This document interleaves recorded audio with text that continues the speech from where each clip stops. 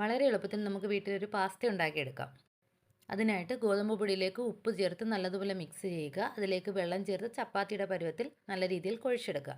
ആ കുഴച്ചെടുത്ത മാവിനെ നമുക്ക് ചപ്പാത്തി പോലെ പരത്തുന്നത് പോലെ പരത്തിയെടുത്തിട്ട് ഇഷ്ടമുള്ള ഷേപ്പിൽ കട്ട് ചെയ്തെടുത്തിട്ട് നമുക്ക് ഏതാണോ പാസ്തയുടെ ഷേപ്പ് ആവശ്യമുള്ളത് ആ ഷേപ്പിലേക്ക് മാറ്റിയെടുക്കാം. അതിനുശേഷം ഒരു പാത്രത്തിൽ കുറച്ച് വെള്ളം എടുക്കുക. അതിലേക്ക് ഉപ്പും സൺഫ്ലവർ ഓയിലും ഒഴിച്ചിട്ട് അടുപ്പത്ത് വെച്ച് തിളപ്പിക്കുക. തിളച്ച് വരുമ്പോൾ നമ്മൾ റെഡിയാക്കി വെച്ചിരിക്കുന്ന പാസ്ത അതിലേക്ക് ഇടുക. ഒരു 5 മിനിറ്റ് തിളപ്പിച്ച് കഴിയുമ്പോൾ നമുക്കത് കോരിയെടുക്കാവുന്നതാണ്.